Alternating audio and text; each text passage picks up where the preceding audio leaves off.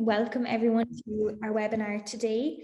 You will hear that bell going off a couple of times, so I do apologize in advance for those of us just joining.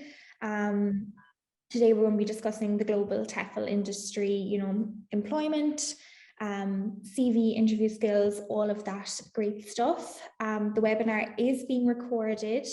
If you want to keep your cameras off and keep muted, that's absolutely no problem at all. And if you're comfortable keeping them on, that's no problem either. Just so you're aware, we're going to record it to have it on demand for those who couldn't make it today. So I think we might start anyway and go ahead. So as I said, I'm joined today by my lovely colleague Jess, who is our partner specialist and our recruitment team advisor. If you've been looking for job advice or assistance with employment, Jess is your girl. We're going to be chatting a little bit about what is going to go on your CV, the do's and don'ts of an interview, going through the absolute do's and don'ts of an online teaching interview, or just for TEFL jobs in general, the importance of teaching practice and getting some experience behind you, and different schools and teaching abroad and that sort of thing. I'm just going to let these couple of people that have joined into the room, and I might pass you over to Jess, who's going to chat, about the process of writing a CV. Yeah, I'll start away, will I, Sarah? Super. So guys, I'm just going to quickly run through the process of what to put on your CV. So when you're applying for a job, so number one, of course, is your basic information, as you normally would for a CV or a resume. So your contact information, your phone number, possibly your Skype ID if they're looking at doing an interview when you send in your application. Also email address, of course. Your location, where you're based at the moment, is important. And just note, if you're putting in your phone number, to also include your country code as well. And number two, guys, at the top, you'll have probably a little profile or a personal summary of your CV. So keep this quite concise and relevant to the school that you're applying for or the online company. For example, if you're applying to teach online with a company that only teaches young learners, you want to cater your CV for young learners, any experience you have in that area. Again, for education, you want to put in your most recent education first and then work your way down. Important to also include your TEFL certificate here and anything extra you might have done. Maybe if you did with us a TEFL course on young learners or on business English, you can pop that in as well. It'd be really good for your CV. We recommend putting your relevant experience first. So if you have any teaching experience, to highlight that at the top, and then any other experience after. If you don't have any teaching experience, you can include, for instance, babysitting, childminding, maybe you did some sports coaching or training. That's also quite appealing. Of course, goes without saying, keep your CV to 2 pages maximum. It's not a biography, so you want to keep it to 2 pages. And if you can, to save it as a PDF for your employer as well. And finally then, try and write a cover letter. This gives a really great impression, even if they don't ask for it. Just about your personality, and maybe your teaching experience, what qualities you have that they would like, just a chance for you to stand out, really. Also super important to research the company you're applying for, so do your homework beforehand.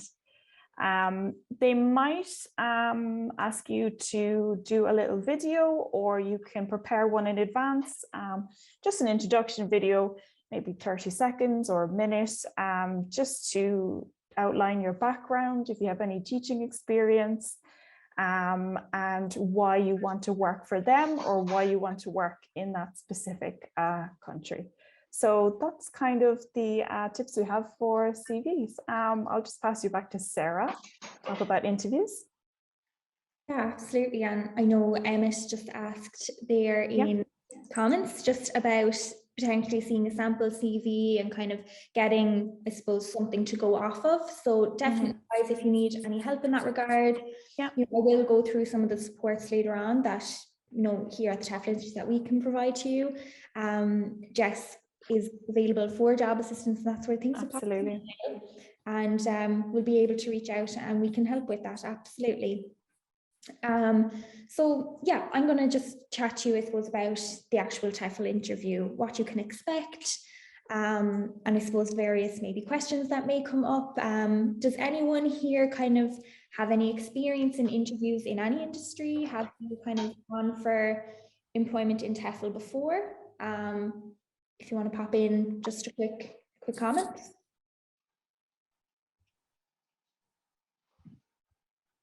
Doesn't seem like it just yet, but hopefully once you all have your TEFL certificates and you get your qualification, you'll be able to start this and embark on this kind of side of the journey. So these are kind of the do's and the don'ts of online teaching job interviews, and I suppose TEFL job interviews in general. I suppose you can come across various elements to an interview, based on maybe cultural differences, like if you're going for a job, for example, in Thailand or South Korea versus Europe, even in a local language school, your mannerisms and even language that you'll use will be slightly different based on the kind of environment, but you can definitely gauge that once, you're on the call, and also from your research on the particular company as well. This advice, about interviews generally does stand across most industries as well. You need to prepare for potential questions. It's very easy for an interviewer to notice someone who hasn't prepared versus another candidate who has. Google typical questions for a teaching interview. Some examples might be, tell us about yourself. Why are you interested in becoming a TEFL teacher with us? What do you know about our company is a huge question that is often asked. What's your teaching philosophy? Do you have any particular tools that you will use? Make yourself stand out, show that you have some sort of background knowledge that you've gained from your TEFL qualification. What do you enjoy most about teaching English as a foreign language, or what do you think you will enjoy in regards to teaching? What skills do you have that will make you a good TEFL teacher? This one is hugely important. You want to show that you're organized. You'll want to demonstrate confidence, good communication skills, being able to use body language in a way that's demonstrative to your students as well. Facial expressions is a huge element of TEFL teaching as well. And knowing, I suppose, the benefits of online teaching versus maybe some downfalls, and how you could combat those is hugely important. Another element of interviews can also be a demo lesson. So I know Jess kind of touched on that a second ago. Have a trial lesson prepared. Now, there are various YouTube videos if you want to Google them. We also have blogs on this as well. So definitely take a look at those. A demo lesson essentially is a taster to what a company or a language school can expect from you. Practice it. It could be a presentation, or, even showing yourself using a whiteboard, or anything really that will demonstrate your teaching style. And this generally may not be in your first interview where they're just trying to get to know you, but if there is a secondary or a third interview, they'll let you know. You will be prepared in advance, but this is definitely something to keep in mind. And if you do have any questions on the demo lesson, feel free to just pop them into the chat and we can get around to them. You could practice with a friend or practice in the mirror. Something really kind of, I suppose, that we've come across in the TEFL industry is it can be, it can be scary with your first interview, and, you do need to show that you are confident and that you are capable of becoming a TEFL teacher. But something that's really important is the Superman pose, which will really give you confidence before an interview. It's kind of like, I suppose, a psychology element, if you want to look at it like that. But essentially, you have to stand in front of a mirror, you know, in your bathroom, in your bedroom, or something like that. Put your hands on your hips, and this is called the Superman pose. And basically, this is supposed to, you know, take a couple of deep breaths and center you before, you know, answering difficult questions and that sort of thing. Definitely, you know, prepare for your demo lesson. Stay cool, calm, and collected. Do your Superman pose if you have to, and be prepared. Another thing, which I'm sure goes without saying, is to dress professionally and to look presentable. So you do not want to look like you've just rolled out of bed, even though this may be the case if you are working from home or planning to work from home. You know, it's nice to wear kind of professional clothing, maybe a blazer or something like that. But also, if you are going for a job that maybe isn't online, and if it's for, you know, a trip abroad or something like that, maybe take a minute to kind of look into, you know, what's deemed nice and professional in their country and their context. Maybe shirts and blazers are kind of a safe bet, but, you know, no harm to take a look into as well. Know your technical stuff is a huge element to any interview. Know your internet speed.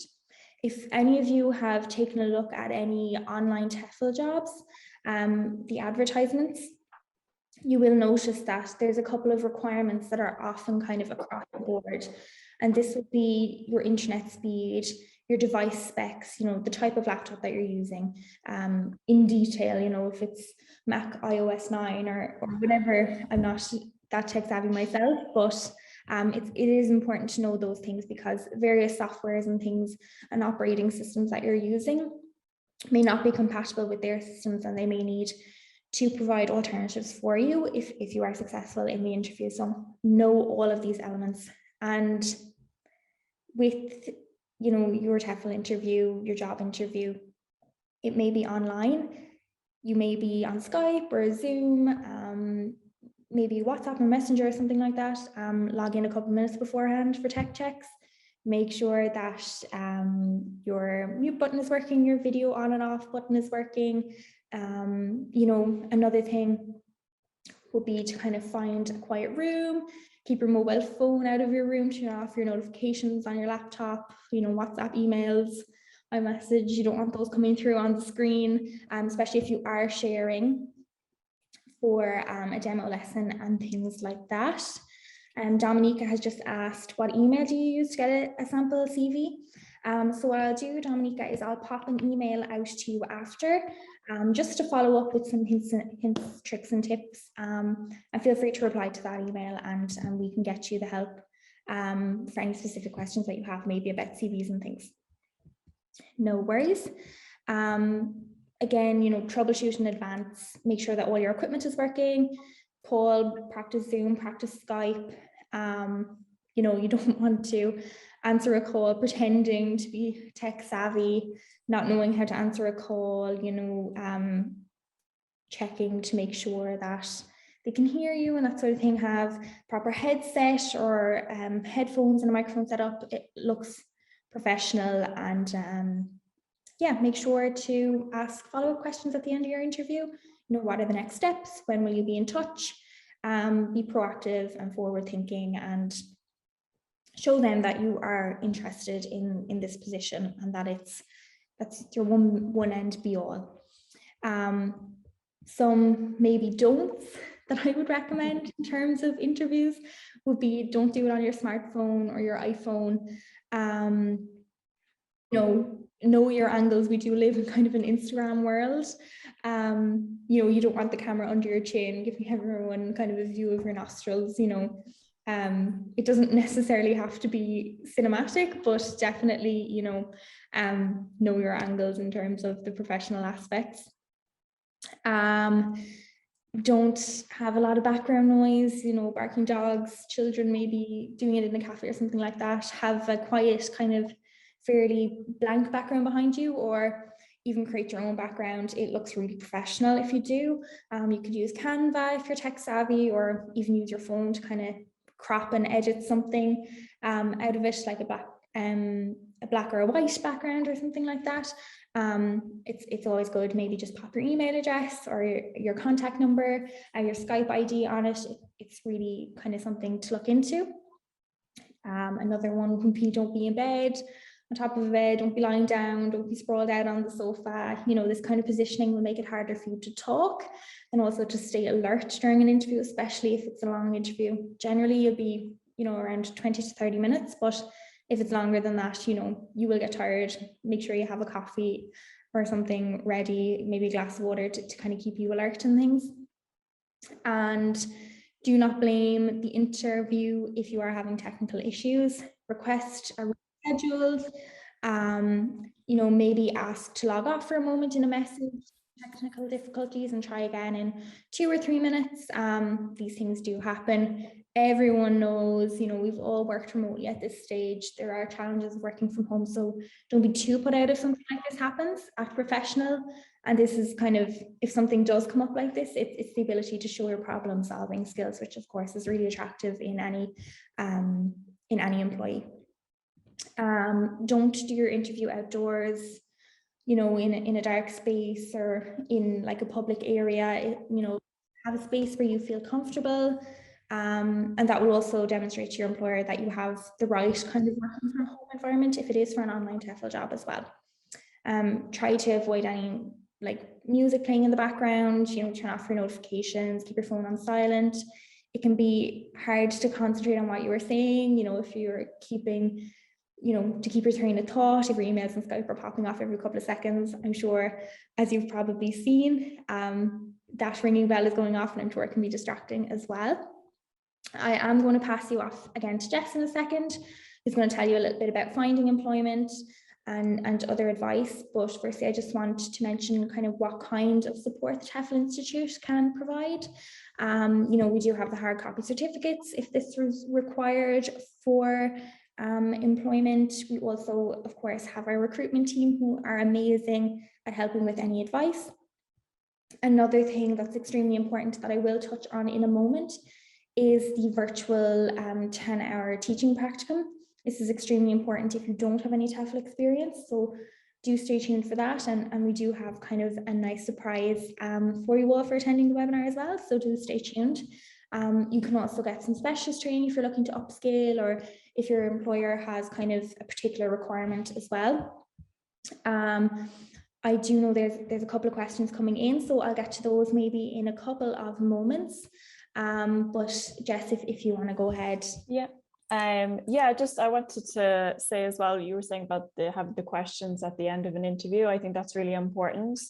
Even if you prepare questions in advance, I think it just really shows the employer that you really care and you know you're interested in the position. So I think that's super important as well. If they do ask you at the end of the interview, do you have any questions, to have maybe a couple of questions written down, I think it's a great tip as well. Guys, I'm just going to go through basically what's next. So after you get your TEFL Cert, and how can you find your first TEFL job? So most important thing to note is that TEFL jobs go all year round. So there's a constant turnover of teachers, which is great.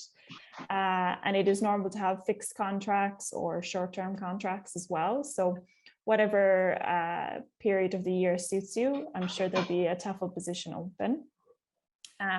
So what's next after you get TEFL trained? Step one would be to sit down and look at your goals. So for example, how much experience are you looking for?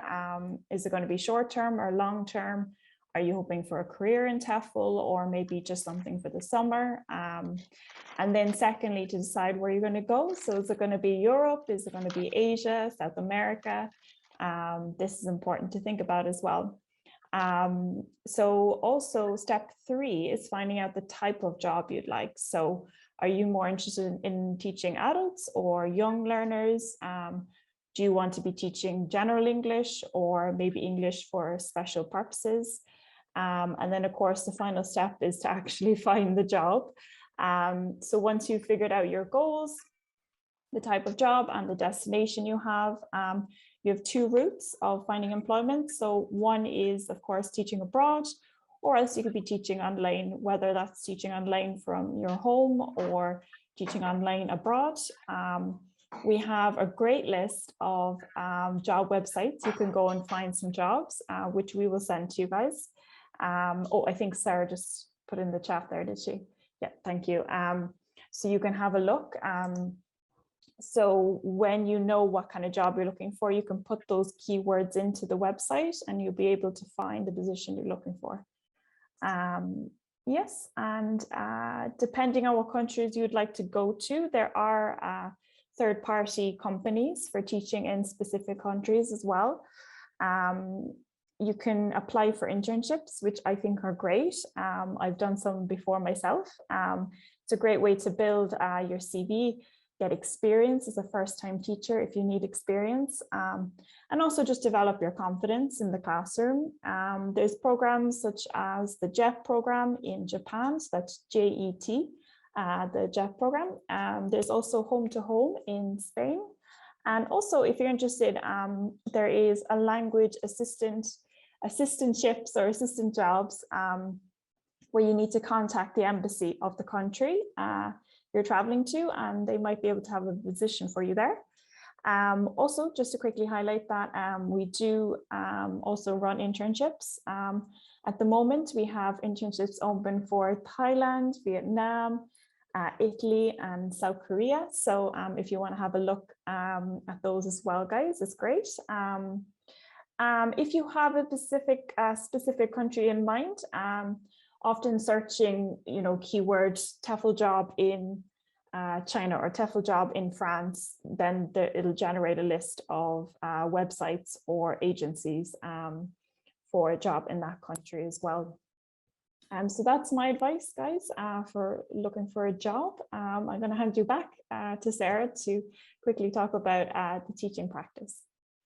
Yeah, perfect. Thanks a million, Jess. So there have been a couple of questions come in. I know Dominique just asked there, if you don't have experience, what could you say to a question in your interview about teaching methods? So, if you haven't any teaching experience, it's no problem. A lot of, for example, an internship may be a really good opportunity for someone who doesn't have teaching experience, because they often are entry-level positions with various levels of support, both in the classroom. You may have another teacher with you for the first couple of weeks to kind of gauge your confidence and to learn as you go, which is often, very helpful. A lot of us are kind of learn as you do people, so definitely. And if you don't have any teaching practice, I would recommend the 10-hour teaching practicum. It is a great kind of, I suppose, element in your TEFL training to be able to say that you've been assessed in the classroom environment in the same way, that a primary or a secondary school teacher will be able to say that they have a certain level of competency in the classroom. That's what we want to be able to provide to you as well. So you'll learn about those various teaching methods and the methodologies, classroom management, lesson planning, all of that in this course. So if that is something, and if you are thinking of maybe doing online teaching, or if you do have any particular location in mind, do get in touch and we can set you up with something. A lot of questions about sample CVs and that sort of thing. So we'll definitely get that out in an email to you guys after the webinar as well. John asks, is a TEFL reference letter sufficient, or do you need kind of prior employment or experience references when applying for jobs? So in my experience with applying for online teaching jobs, any sort of leadership, or as Jess said earlier, kind of coaching or that kind of experience that you've had previously will definitely stand to you in a TEFL job interview. That sort of experience is transferable across the board in general. As I said, if you don't have any experience, maybe a 10-hour teaching practicum or maybe an internship may be a good place to start. But absolutely, you don't necessarily need years and years of experience to be successful in a TEFL job interview. And yeah, great, no worries at all. So yeah, just I suppose to chat a little bit more about the teaching practice. It's a great way to kind of I suppose, consider getting ready for 2022 and the recruitment seasons that are ahead.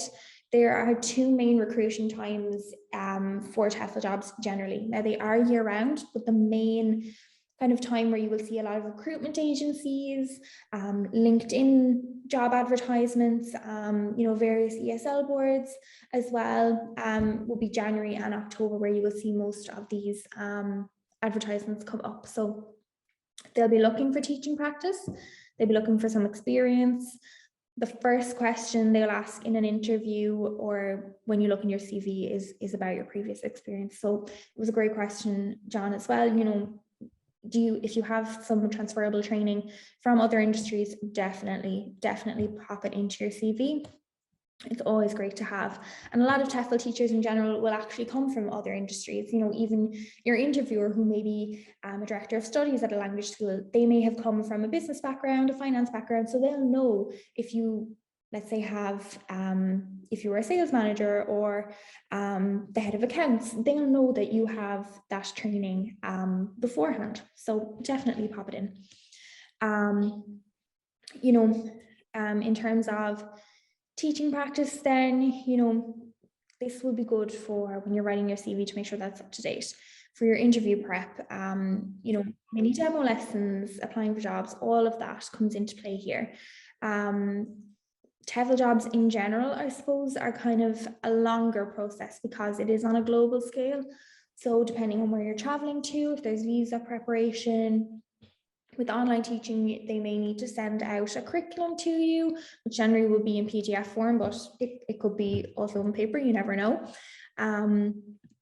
So that's really what this is all about, is about getting you prepped for that and kind of, I suppose, enjoying and getting started, really embarking on this journey. So generally after the 10-hour teaching practicum, which is 2 days over Zoom, it's 3.5 hours each day. You could do it at a weekend, a Saturday and Sunday in the morning time, generally kind of 9 to 1, or you could do it on a Wednesday and Thursday in the evening time if you are still working full time and kind of doing your TEFL Cert kind of when you can. That's absolutely no problem. It'll be 5:30 until 9. And you'll be with your tutor. Day one is generally going through kind of the curriculum, teaching methodologies, lesson planning, classroom management, all of those elements. And then day two will be your teaching practice assessment from the tutor. So it does sound kind of daunting, but it's really not. It's fantastic. You're with a group of your fellow students, with your peers, and you're giving a short presentation demonstrating everything that you've learned, and you'll get some feedback from your tutor, and you'll gain another certificate, which is, fantastic, and you'll be able to show that to your employer as well. And after your 10-hour teaching practicum, and after you've completed your TEFL course, as I mentioned before, you can book in for a recruitment session. There's also some added bonuses in terms of the recruitment session. As we said before, you'll be advised on where to look for work abroad, where to look for work online. I know I sent in a couple of various websites there as well. And we can offer advice in terms of interviews, CVs, that sort of thing as well. Does anyone here kind of have any questions about the 10-hour course? Has anyone completed the course already? Yeah, I have a question about the practicum. Sure. Can you hear me okay? Yeah, absolutely. Go ahead. So I completed the 120-hour TEFL course and the 30-hour online teaching course. So the 10-hour you said was a 2-day Zoom class, or not class, like a practicum. You said you could do it over the weekend typically. Yeah, you can do it, in the evening times on a Wednesday and Thursday, or you could do it on, as I said, a Saturday and Sunday at the weekend, kind of morning time, kind of 9 till 1. That can vary, of course, depending on time zones and things like that. But absolutely, we can give you details on particular time zones if you need it. Yeah, I would definitely. I don't really have teaching experience. I actually work for a bank, and we're looking to move to another country. And so my wife and son and I, so just wanted to kind of pursue this. And So anyway, the 10-hour practicum, just learning more about that in general would be very helpful. Great. Yeah, no worries at all. I know I see a couple of questions coming in there. Rebecca has completed it as well. So and our colleague Emma has just popped in the link there as well. So the 10-hour teaching practicum, the cost of it is €99 at the moment. So it's a great deal. And actually with the follow-up email that we're going to send you, you're going to get a voucher for the last few dates in February that you can use. So feel free to avail of that. We can also do a recruitment call.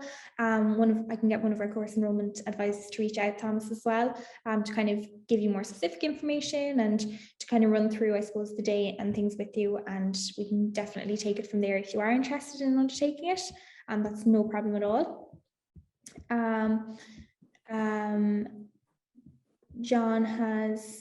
Rebecca has asked some jobs advertised online and she hasn't applied because some say you need to be American, English or Canadian. Okay, interesting. Yeah, so some online employers may look for these as a requirement. That's simply for working permits and visas and things. Taxation can vary from country to country as well. Also a bachelor's degree may be needed. That's kind of, depending on the employer. If these kind of requirements are coming up again and again, do reach out to us. Myself, before I completed my bachelor's degree, and of course I'm here from Ireland, I'm an Irish native as well. I did some freelance online teaching. So essentially what this is you kind of sign up to an online freelance platform. Cambly is one, for example. So essentially I'll describe this as the Facebook for online TEFL teachers. And essentially you'll do a demo lesson, you'll kind of present yourself in video format, you'll detail your TEFL qualifications, the types of lessons that you'll be looking to teach, if it's IELTS preparation, TOEIC preparation, if you're interested in teaching young learners, there's also sites for that as well. So that's definitely something to take a look at too. A couple of other questions there too. Just about the CV scan, which is great. And yeah, the cost of the 10-hour teaching practicum, which is $99 at the moment, but you'll get a voucher for that at the end, which is fantastic. Is anyone planning on going abroad to teach by any chance? Does anyone have any particular locations that they're looking at going into?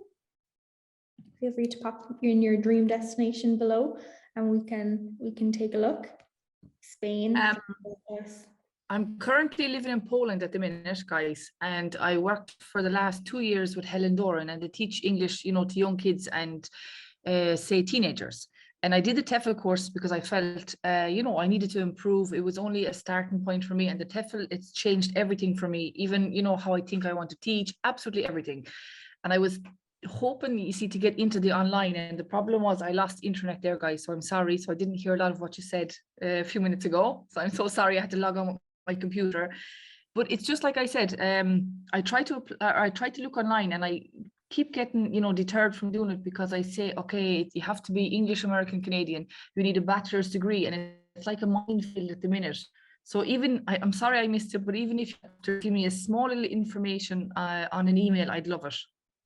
Sure, that's no bother at all. No, we just kind of went through there, kind of how I started out with online teaching. Before, I didn't have a bachelor's degree at the time, and of course I'm an Irish passport holder as well, so I totally get that. So I did kind of freelance platform work. I can definitely run through that with you, Rebecca. That's no problem. I can, give you a call, or we can arrange a time if you just want to pop me an email. I'll pop email in a message to you there. Thanks a million. No worries at all, no problem. Loads of lovely locations there: Spain, France, Canada, Thailand, Italy, Albania, Portugal, Vietnam, Spain, Italy, Japan is another one. Fantastic. I mean, we do have some amazing internships that Jess was kind of chatting about. France as well is amazing. We have some jobs there. I don't know, Jess, if you want to run through maybe some of the internships that we have at the moment, and we kind of mentioned them earlier. Yeah, absolutely. So at the moment we have open Thailand, Vietnam, South Korea for Asia, and then in Europe we have Italy at the moment. So it depends if you're interested in Asia or Europe. I think it's great. Also depends, are you looking for a longer term or shorter term? So Thailand at the moment is 4.5 months. So that's a great option if you're kind of looking for a shorter teaching position. Then maybe if you're looking for something longer, maybe a year, South Korea is also a great option. Italy, we have 2 intakes usually. So September would be 9 months, and then in January it would be 6 months. So we have really great options depending on what you're looking for. Absolutely. And just to mention, guys, we do actually only have 1 position left for yes, yeah.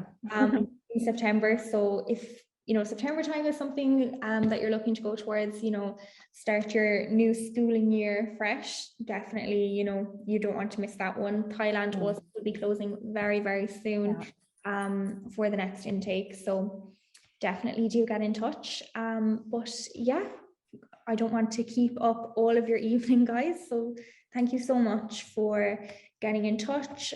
I have all of your queries, and if you can maybe get in touch, send us an email. I'll pop the emails here, and we'd love to kind of chat in the recruitment side of things as well, and we can take it from there, guys. So thanks a million for tuning in, and hope you all have a lovely evening, and hopefully speak to you all soon. Take care. Thank you, guys. Bye-bye.